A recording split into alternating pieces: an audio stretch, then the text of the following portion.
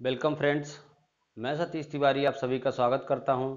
India के किसी भी कम्पिटेटिव एग्जाम को फाइट करने के लिए, वो चाहे एसएससी का हो या फिर रेलवे का हो या फिर कोई भी कम्पिटेटिव एग्जाम हो, मैं आपका मैथ का कॉन्सेप्ट क्लियर करने में मदद कर रहा हूं और जो भी डाउट्स आ रहे हैं उनको मैं क्लियर कर रहा हूं। तो कंटिन्यूअस आप इस चैनल में बने रहिएगा और चैनल को सब्सक्राइब कर लीजिएगा, जिससे जो भी नए वीडियो मैं अपलोड करूं तो वो आपको मिल जाए। और मैं कंटिन्यूअस क्लास ले रहा हूं, तो उसी के बारे में अभी मैं कल बोट एंड स्ट्रीम के कुछ क्वेश्चन कराया था, जो कि बोट एंड स्ट्रीम जो है वो time speed and distance chapter से बिलोंग करता है।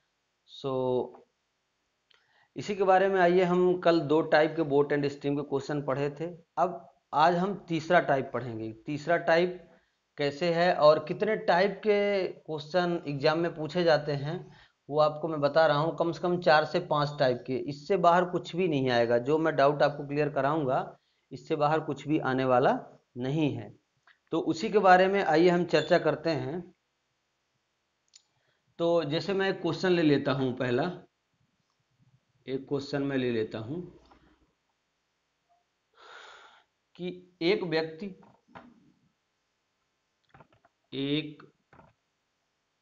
व्यक्ति शांत जल में 9 किलोमीटर पर हावर की स्पीड से चलता है।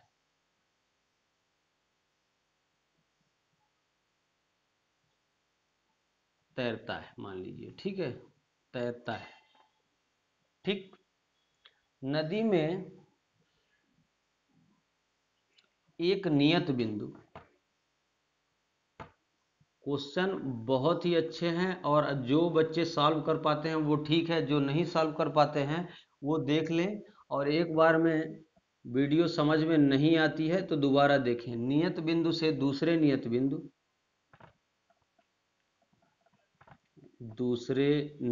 बिंदु तक धारा की विपरीत दिशा में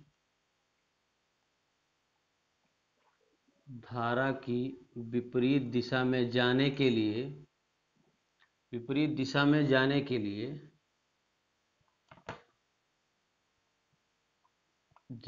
लिए दोगुना समय लगता है। दोगुना समय लगता है। तो क्या पूछा है? तो धारा की चाल बताइए। तो स्पीड ऑफ स्ट्रीम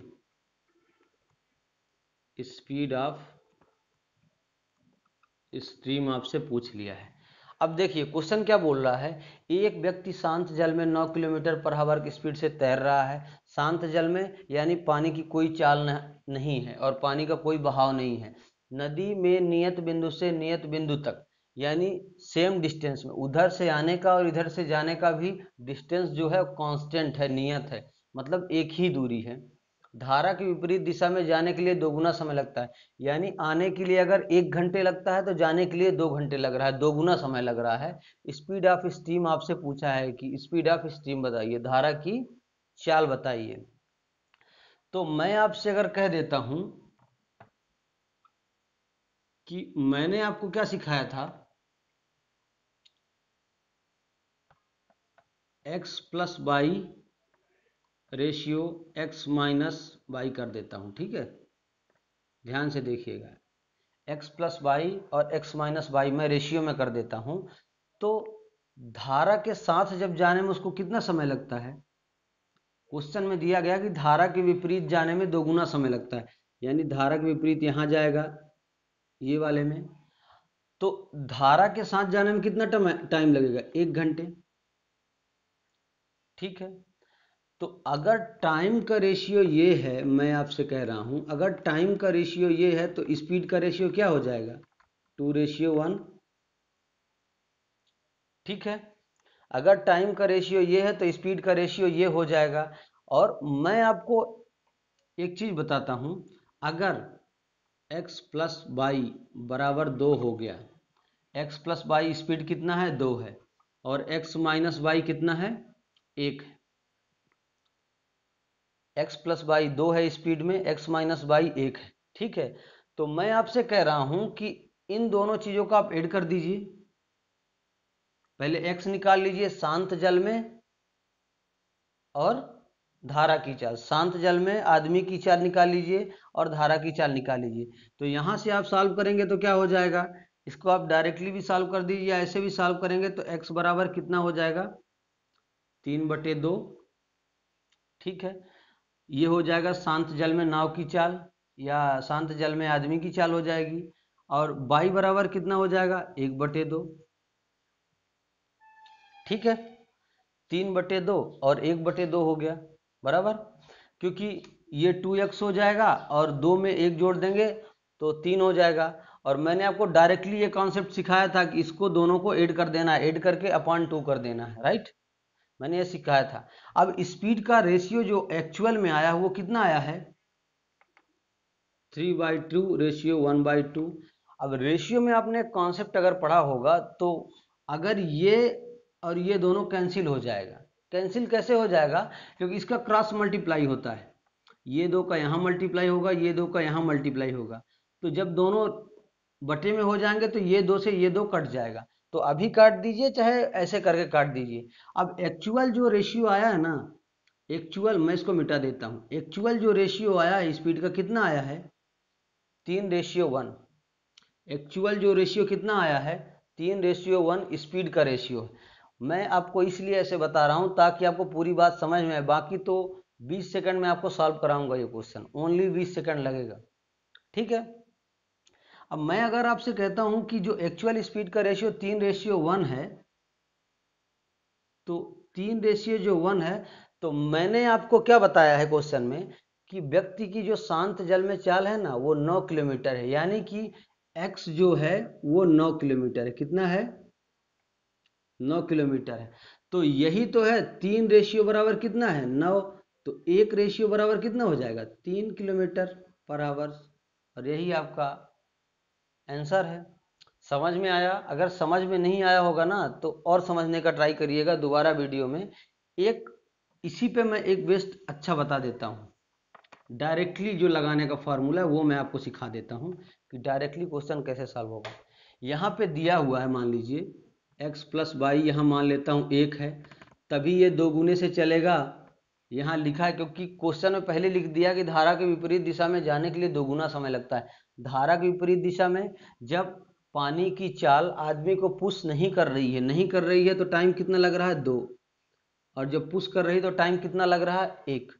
तो मैं क्या बोलता हूं कि यहां से शांत जल में आदमी की चाल निकालने के लिए और धारा की चाल निकालने के लिए मैं आपको एक कॉन्सेप्ट बताता हूं, बहुत ही सिंपल सा। और ये कॉन्सेप्ट के बेस में ही ना छोटे छोटे और बड़े बड़े क्वेश्चन सॉल्व हो जाते हैं। तो अगर x जो है, x और y हमको निकालना है, तो मैंने आपको सॉल्व करके अभी दिखाया कैसे निकलता है। तो मैं क्या बोलता हूं, इसको डायरेक्टली क्या हम नहीं जोड़ सकते हैं, x निकालने के लिए भाई सिंपल सी बात है, जब पानी के बहाव की दिशा में आदमी बह रहा है तो क्या होगा, ज़्यादा टाइम नहीं लेगा। और पानी की विपरीत दिशा में बहेगा तो ज़्यादा टाइम लेगा। डेफिनेटली ये चीज़ आपको याद रखना है। तो ये x क्या हो जाएगा, 2 में 1 जोड़ देंगे कितना हो जाएगा, 3 का रेशियो कितना हो गया, 3। और 2 में 1 घटा दीजिए, यानी धारा की चाल कितनी हो जाएगी, 1। Got it. अब अगर शांत जल में नाव की चाल 3 है, शांत जल में आदमी की चाल 3 है और धारा की चाल 1 है, तो हमको क्या दिया है, शांत जल में आदमी की चाल कितनी है, 9 किलोमीटर। तो 3 रेशियो बराबर 9 है, तो 1 रेशियो बराबर क्या हो जाएगा, 3 किलोमीटर पर आवर। यही आपका आंसर हो जाएगा। बहुत सरल है, इतना सरल बोट एंड स्ट्रीम को कर दूंगा ना, आप लोग सोचेंगे नहीं कि इससे बाहर भी क्वेश्चन आ रहा है। और ये सीजीएल में पूछा हुआ क्वेश्चन है, सीजीएल में है ना, सॉरी हाँ, ये सीजीएल में 2016 में पूछा गया है, सेकेंड सीटिंग में क्वेश्चन। मुश्किल से 20 सेकंड का है और आप डायरेक्टली वो x प्लस वाई ये दिया है, x माइनस ये दोनों को घटाएंगे जोड़ेंगे इसके बाद निकालेंगे तो काफ़ी लंबा हो जाएगा, ठीक है। और नोट्स जरूर बनाते रहिएगा, जो भी क्वेश्चन करा रहा हूँ उसका नोट्स जरूर बनाइए, जिसको आपको कॉन्सेप्ट क्लियर करने में दिक्कत ना जाए। बहुत ही सरल भाषा में समझाया गया हूँ। ठीक है। आज शांत जल में आदमी की चाल 3 थी, 3 का रेशियो 9 है, क्योंकि 9 किलोमीटर व्यक्ति की चाल ऑलरेडी दी गई है, और 1 रेशियो धारा की चाल है, 1 रेशियो बराबर 3 किलोमीटर पर हावर हो जाएगा। यही आपका आंसर है। ठीक है।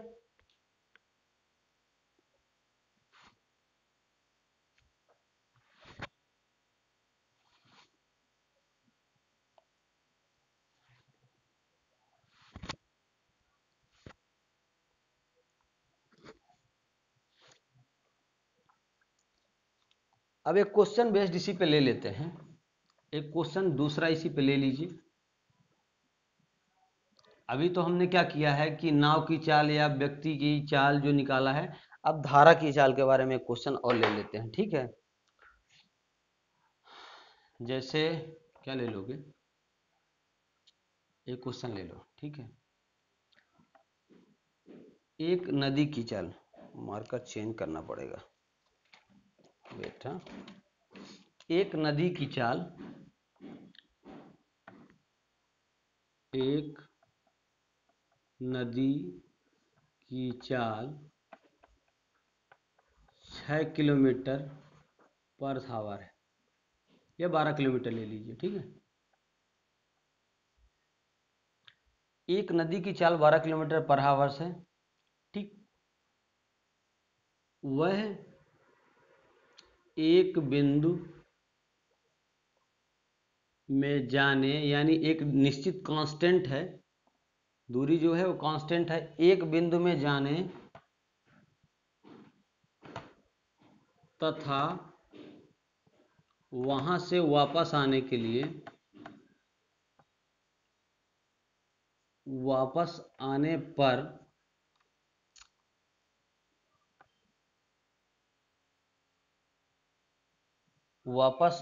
पर वह एक बिंदु में जाने तथा वहां से वापस आने पर नदी के चाल की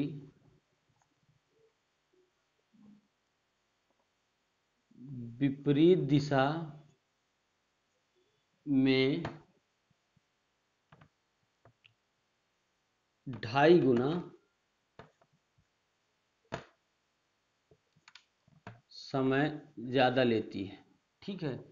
समय ज़्यादा लेती है।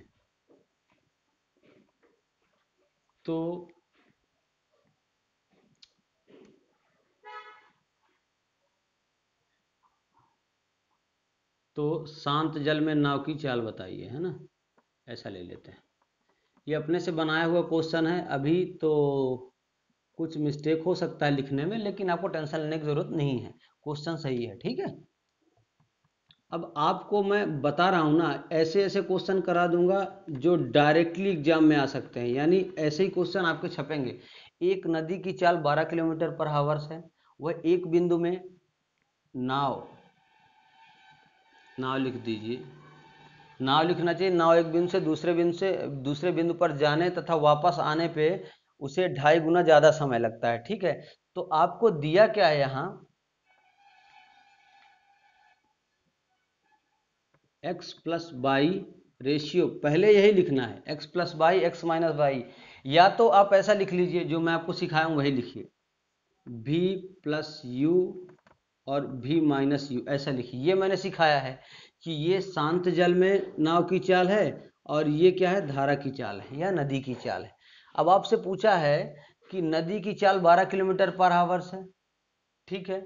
और नाव एक बिंदु से जाने तथा वहां से वापस आने में 5/2 गुना ज्यादा समय लेती है। ठीक।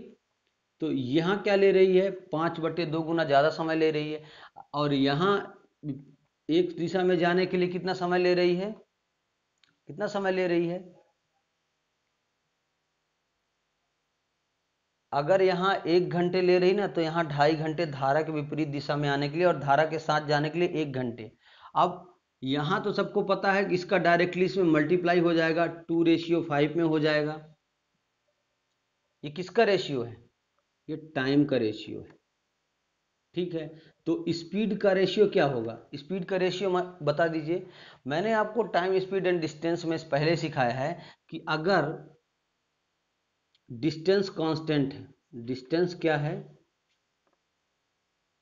कांस्टेंट है, दूरी क्या है अगर नियत है तो क्या होता है, डिस्टेंस अगर एक ही है यानी जाने और आने के लिए एक ही दूरी है, उधर से जाने के लिए और इधर से आने के लिए एक ही दूरी है, तो जो टाइम का रेशियो है ना, जो टाइम का रेशियो है वह डिस्टेंस के रेशियो के, टाइम का रेशियो है वो स्पीड के रेशियो के इनवर्सनली प्रोपोर्शन हो जाता है, यानी व्युत्क्रमानुपाती हो जाता है, उल्टा हो जाता है, ऐसा समझ लीजिए। ठीक है, या तो डिस्टेंस कांस्टेंट है तो स्पीड का भी रेशियो सेम है, स्पीड का रेशियो टाइम के रेशियो के इनवर्सनली प्रोपोर्शन हो जाता है, यानी कि व्युत्क्रमानुपाती हो जाता है, उल्टा हो जाता है, जैसे मैंने यहाँ कर दिया है। ठीक है, अब ये 2 का इधर मल्टीप्लाई हो जाएगा, 2:5, अगर 2:5 क्या हो जाएगा, टाइम का रेशियो है तो स्पीड का रेशियो 5:2 हो जाएगा। ठीक है, समझ गए। अब नदी की चाल आपको दे दिया है, नदी की चाल आपको क्या किया है, दे दिया है 5:2, 5:2 होगा, 5:2 हो जाएगा। ठीक है, अब अगर स्पीड का रेशियो 5:2 है तो अब आपको सोचने की जरूरत बिल्कुल भी नहीं है। क्या सोचने की जरूरत नहीं है, मैंने आपको सिखाया ये कॉन्सेप्ट, क्या सिखाया भाई, क्या सिखाया मैंने ये सिखाया है कि अगर v प्लस यू बराबर आपका 5 है और v माइनस यू बराबर 2 है तो आपको क्या करना है, आपको क्या करना है, इसको सॉल्व करने बैठेंगे ना तो पूरा क्वेश्चन सॉल्व करने में कम से 5 से 10 मिनट लग जाएगा, इसलिए मैं इसको लगा रहा हूं, लेकिन डायरेक्टली आपको इतने छोटे में करना है। तो इसको 2v बराबर कितना हो जाएगा 7, तो v बराबर 7/2 और 2u बराबर कितना हो जाएगा 3, तो u बराबर कितना हो जाएगा 3/2। आप समझ रहे हैं, इसलिए मैं क्या करता हूँ डायरेक्टली इसको पहले जो शांत जल में जिसकी चाल रहती है, शांत जल में नाव हो, कोई आदमी नाव तैरा रहा है, कोई आदमी खुद तैर रहा है, तो शांत जल में जो उसकी चाल रहेगी तो उसके लिए क्या करना है, इसमें इसको माइनस कर देना और माइनस करने पर इसमें इसको प्लस कर देना और 2 से डिवाइड कर देना। मैंने ये सिखाया है। अगर धारा की चाल, नदी की चाल बोल रहा है तो क्या है, इसको माइनस करके और बटे 2 कर देना, ये मैंने आपको सिखाया है। ठीक है, अब आपसे पूछा क्या है मैं बताता हूं। ठीक है, आपसे पूछता क्या है बहुत सरल भाषा में, अब ये x बराबर पूछता है, v मान लीजिए, मैं मान लेता हूं v प्लस यू बराबर x और v माइनस यू बराबर y, मैं ये मानता हूं। ठीक है, अब जब मैंने ये मान लिया तो मुझे पता है, क्या पता है कि अगर माइनस करते हैं, अगर मैं माइनस कर देता हूं तो x/y कितना हो जाएगा, अगर प्लस करेंगे तो 7 हो जाएगा, जो कि इसके साथ स्पीड हो जाएगी नदी के साथ, और माइनस करेंगे तो कितना हो जाएगा 3 का रेशियो, जो कि नदी की विपरीत दिशा में हो जाएगी नौका की चाल। ठीक है, तो आपको दिया क्या है, नदी के विपरीत यानी धारा की जो चाल दिया है 12 किलोमीटर दिया, कितना दिया है 12 किलोमीटर पर हावर्स। ठीक है, तो 3 बराबर अगर 12 है, आप देख लीजिएगा 3 अगर बराबर 12 है तो 1 बराबर कितना होगा 4, तो 7 बराबर क्या हो जाएगा 28 किलोमीटर पर हावर्स, यही आपका आंसर हो जाएगा। अरे बहुत सरल है, इतना सरल तो आपको कोई बताएगा नहीं, और आपने ये कॉन्सेप्ट, बहुत कम बच्चे होंगे जो ये कॉन्सेप्ट सीखे होंगे, और सीखना बहुत ज़रूरी है। मैं तो इतने में कर सकता है, बार बार इसको इसलिए लिख रहा हूँ ताकि आपको पता चले, सीखने का जरूर कोशिश कीजिएगा। वीडियो को दोबारा देखिए, अगर समझ में नहीं आता है तो वीडियो को दोबारा देखेंगे तभी आपको समझ में आएगा, एक बार में भी समझ में आ सकता है, लेकिन जिसके लिए कॉन्सेप्ट नया है तो उसको कुछ नहीं किया जा सकता है। ठीक है, आइए दूसरा क्वेश्चन ले लेते हैं। नोट्स बनाते रहिएगा, और जो भी बच्चे चैनल में नए हैं वो चैनल को सब्सक्राइब करें, लाइक करें और शेयर भी करें। ठीक है, कमेंट जरूर करिएगा अगर आपको वीडियो पसंद आती है ना, और लेक्चर को पूरा देखिए तभी आपके समझ में आ जाएगा, क्योंकि कंटेंट पूरा आपके लिए नया हो सकता है, ये सीजीएल बेस्ड है, सीजीएल में, जिसमें सीएचएसएल भी कंफर्म हो रहा है। एनटीपीसी का जिनका एग्जाम नहीं हुआ उनके लिए बहुत अच्छा है, ग्रुप डी की जो तैयारी कर रहे हैं उनके लिए भी अच्छा है। लेकिन ग्रुप डी थोड़ा नीचे लेवल का रहेगा, जो मैं छोटे छोटे क्वेश्चन कराता हूँ वो ग्रुप डी के भी और एनटीपीसी में भी आ जाएंगे। लेकिन एसएससी जो सीजीएल पूछता है और सीएचएसएल पूछता है, एमटीएस, सीपीओ, स्टेनोग्राफर, ये सब क्वेश्चन इसमें इन्वॉल्व